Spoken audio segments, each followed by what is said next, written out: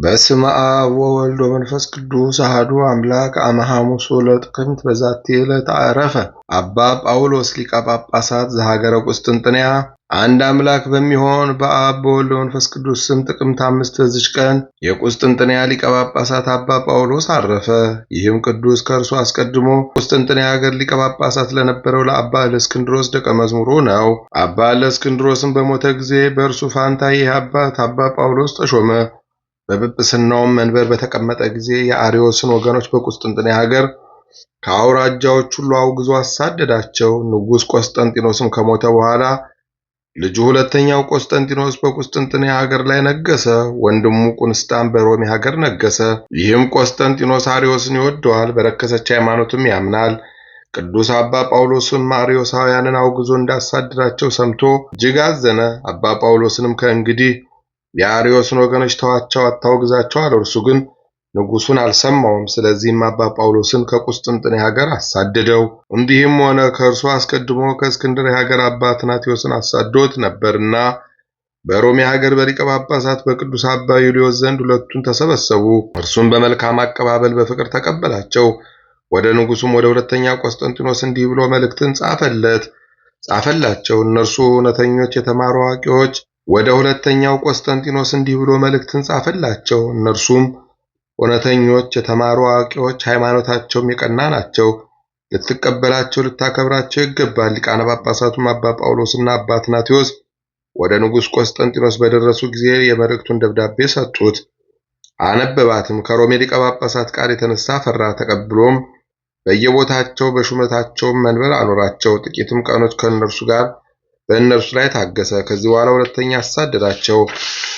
እነርሱም ወደ ሮሜ ወደ ሊቀ ጳጳሳቱ ዩልዮስ ተመልሰው ንጉሡ በእነርሱ ላይ ያደረገውን ሁሉ ነገሩት። ሊቀ ጳጳሳቱ ዩልዮስም ወደ ወንድሙ ወደ ንጉሥ ቁንስጣ ይዟቸው ገብቶ ወንድሙ ቆስጠንጢኖስ በእነርሱ ላይ ያደረገውን ነገረው። ይህም ንጉሥ ቁንስጣ ይቀበላቸው ዘንድ ወደ ወንድሙ መልእክትን ጻፈ። እንዲህም ብሎ አዘዘ። እኒህን አባቶች ካልተቀበልካቸው ከእንግዲህ በመካከላችን ፍቅር አንድነት አይሆንም። ሊቀ ጳጳሳቱን እንዲህ ሁለተኛ ደብዳቤን ጻፈ። ፍቅር አንድነት አይሆንም። ሊቀ ጳጳሳቱን እንዲሁ ሁለተኛ ደብዳቤን ጻፈ። ንጉሥ ቆስጠንጢኖስም የወንድሙን የንጉሥ ቁንስጣን የሊቀ ጳጳሳቱን መልእክት ተቀብሎ ወደ ሹመታቸው መንበር መለሳቸው። ንጉሥ ቁንስጣን በአመፀኞች እጅ ከተገደለ በኋላ ያን ጊዜ ቆስጠንጢኖስ አባ ጳውሎስን ወደ አርማንያ ሀገር አጋዘውና በዚያ ጥቂት ቀን አሰረው። ከዚያ በኋላ ከአርዮስ ወገን አንዱን ከእስር ቤት በስውር አባ ጳውሎስን ይገድለው ዘንድ አዘዘው። አንዱ አርዮሳዊ በሌሊት ገብቶ አንቆ ገደለው። መላ ዕድሜው 40 ዓመት ነው። ለእግዚአብሔር ምስጋና ይሁን፣ እኛንም በዚህ አባት ጸሎት ይማረን፣ በረከቱም ከእኛ ጋር ትኖር ለዘላለሙ አሜን። በዚች ቀን የከበረ ጳጳስ ኪራኮስ ከእናቱ ከሐና ጋር ሰማዕት በመሆን በከሃዲው ንጉሥ በኤልያኖስ እጅ ተገደለ።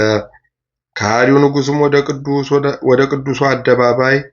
ከሃዲው ንጉሥም ይህን ቅዱስ ወደ አደባባይ ባቀረበው ጊዜ ሰዎች አማልክትን እንዳያመልኩ እየጻፈች የምትከለክል ይህች እጅ ትቆረጥ ዘንድ ይገባታል አለው። ኪራኮስም ልብ የሌለው ውሻ መልካም አደረግክ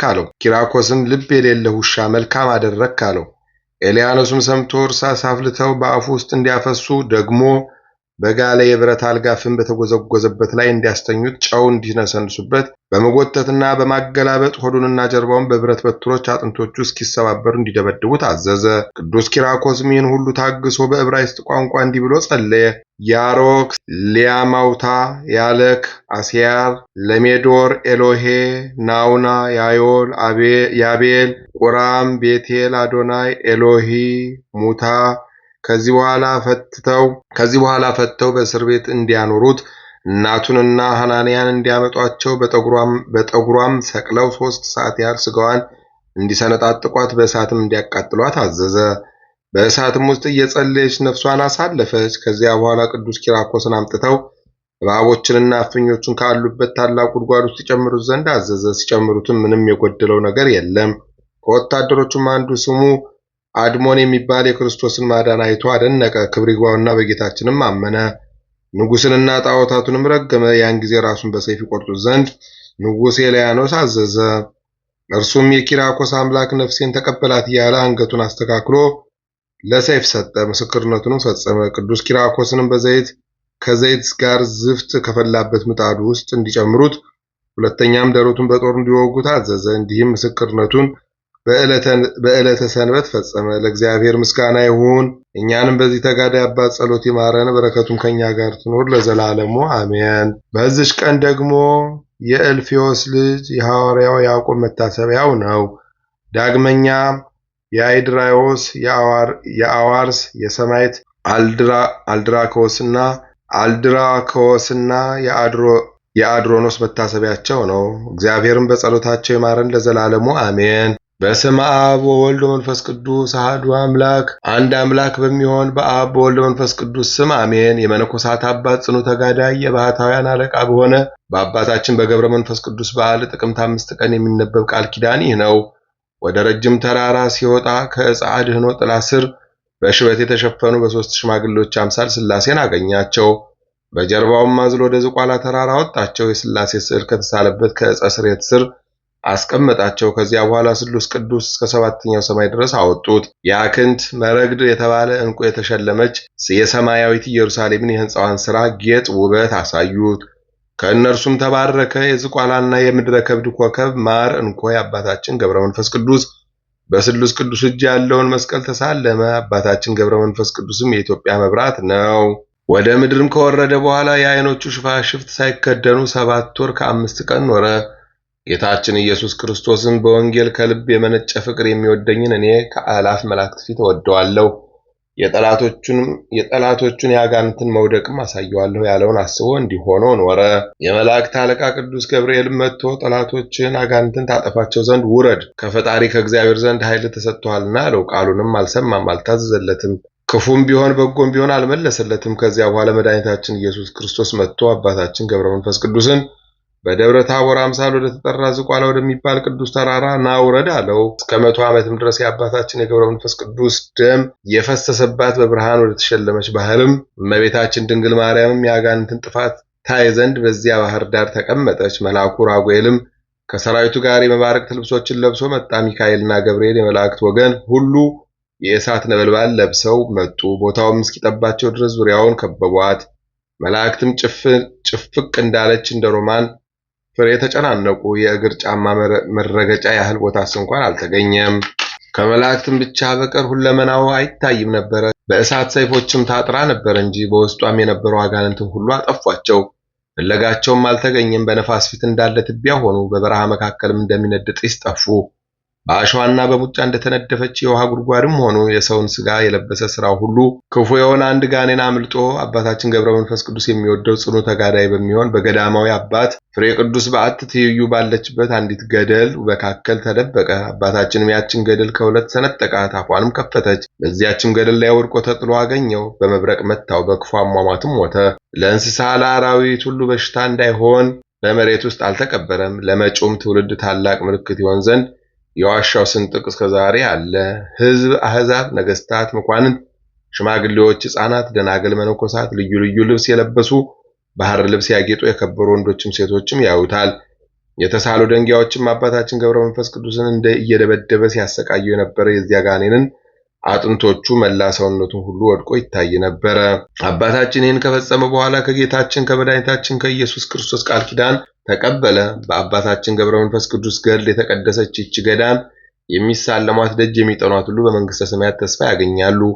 ከሩቅም ከቅርብም የጻድቁን በዓል ለማክበር ወደ እርሷ የሚመጡትን ኃጢአት እንዳላገኘው እንደ 40ና እንደ 80 ቀን ሕፃን ይሆናሉ።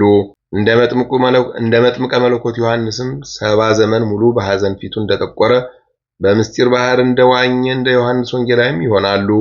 ይህን ሁሉ አስቦ ከአባታችን በዓላት ከፍ ባለች በከበረች በጥቅምት 5 ቀን በጥቅምት 5 ቀን የአባታችን የገብረ መንፈስ ቅዱስ በዓል ያከበረ ሁሉ በሰውም ሁሉ እንደታወቀች እንደ መጋቢት 5 ቀን የሚያያት የሚያከብራት ሁሉ እግዚአብሔር አብ ከአንተ ጋር የእሳትን ባህር በግልጽ ይለፍ፣ የመልአከ ሞት የዲያብሎስን ፊት አያይም ብሎ ቃል ኪዳን ገባለት። ከዚህ በኋላ አብ ወልድ መንፈስ ቅዱስ ብርሃን በሚታይባት ባህር ላይ ለሰው ሁሉ መድኃኒት ትሆን ዘንድ የምህረት ጽዋ ፈሰሱባት። መልአኩ ቅዱስ ዑራኤል መጥቶ ክብር ይግባውና የጌታችን የመድኃኒታችን የኢየሱስ ክርስቶስ ደም በባህር ላይ ጨመረ። ሕንፃዋ ያማረ በሥላሴ ስም የታነጸች አንዲት ቤተ መቅደስም አለች። የሕንፃዋ ውበትም ከፀሐይ 7 እጅ ያበራል። ያችን ባህር ቅዱሳን ይጠብቋታል። ስጋቸውም ለዓይን እንደሚያስደንቅ በምስራቅ እንደሚወጣ እንደ ንጋት ኮከብ ያበራል።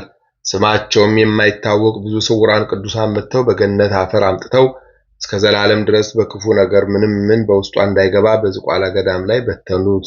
የአባታችን የጻድቁ የገብረ መንፈስ ቅዱስ ጸሎትና በረከት ከኛ በገዳሙ ልጆች በመላው ሕዝበ ክርስቲያን በሀገራችን በኢትዮጵያ እንዲሁም በጻድቁ ወዳጆች ዘንድ ለዘላለሙ ጸንቶ ይኖር አሜን። አንድ አምላክ በሚሆን በአብ በወልድ በመንፈስ ቅዱስ ስም ጥቅምት 6 በዚች ቀን የታላቁ ነቢይና ካህን የሳሙኤል እናት ቅድስት ነቢይት ሐና አረፈች። ምስጋና ይሁን ለአብ ለወልድ ለመንፈስ ቅዱስ አንድ አምላክ በሚሆን ዛሬም ዘወትርም ለዘላለሙ አሜን። በጥቅምት 5 ቀን የሚከበሩ ዓመታዊ የቅዱሳን በዓላት አቡነ ገብረ መንፈስ ቅዱስ ጻድቅ፣ ቅዱስ ኪራኮስ አረጋዊ ጳጳስ ወሰማዕት፣ ቅድስት ሐና ሰማዕት እናቱ፣ ቅዱስ ያዕቆብ ወልደ እልፍዮስ ከ12 ሐዋርያት አንዱ፣ አባ ጳውሎስ ሰማዕት አርዮሳውያንን አንቀው የገደሉት አባት። ወርሃዊ በዓላት ቅዱስ ጴጥሮስ ሊቀ ሐዋርያት፣ ቅዱስ ጳውሎስ ብርሃነ ዓለም፣ ቅዱስ ዮሐኒ ኢትዮጵያዊ፣ ቅዱስ አሞኒ ዘናሂሶ፣ ቅድስት አውጋንያ ሰማዕትና ጻድቅ። ነገር ግን ዓለም ለእኔ የተሰቀለበት እኔም ለዓለም የተሰቀልኩበት ከጌታችን ከኢየሱስ ክርስቶስ መስቀል በቀር ሌላ ትምክህት ከእኔ ይራቅ። በክርስቶስ ኢየሱስ አዲስ ፍጥረት መሆን ይጠቅማል እንጂ መገረዝም ቢሆን ወይም አለመገረዝ አይጠቅምም። ገላትያ ምዕራፍ 6 ቁጥር 14። የሰማነውን በልቦናችን ያሳድርብን። ከቅዱሳን አባቶቻችን ከጻድቃን ከሰማዕታት ከነቢያት ከሐዋርያት በረከት ረድኤት ያሳትፈን። የጻድቁ አባታችን የአቡነ ገብረ መንፈስ ቅዱስ የቅዱስ ጴጥሮስና ጳውሎስ በረከታቸው ይደርብን። በጸሎታችሁ አስቡን አትርሱን ያሉትን በያሉበት ያስብልን። ነፍሳተ ሙታንን ይማርልን፣ ሕያዋንን ይጠብቅልን፣ ሕፃናቱን አሳድጎ ለቁም ነገር ያብቃልን፣ መከራውን ያቀልልን፣ እሳቱን ያብርድልን፣ ጸሎታችንን ይቀበለን። አቡነ ዘበሰማያት ይትቀደስ ስምከ ትምጻእ መንግሥትከ ወይኩን ፈቃድከ በከመ በሰማይ ከማሁ በምድር ኢየሱስ ክርስቶስ ከመ ይስረይ ለነ ኃጣውኢነ ተማኅፀነ ብከ ለእግዚአብሔር አብይ ኦ እግዚእ ኢየሱስ ክርስቶስ ስረይ ኃጢአቴ ወኃጢአተ ኩሉ ሕዝብከ ማእሰረ ኃጢአት እግዚአብሔር ይፍታ። እግዚአብሔር ይባርክ። ሰላም ያሳደረ ሰላም ያውለን። ሰላም ያዋለ ሰላም ያሳድረን። የጻድቁ በረከት አይለየን። ይቆየን።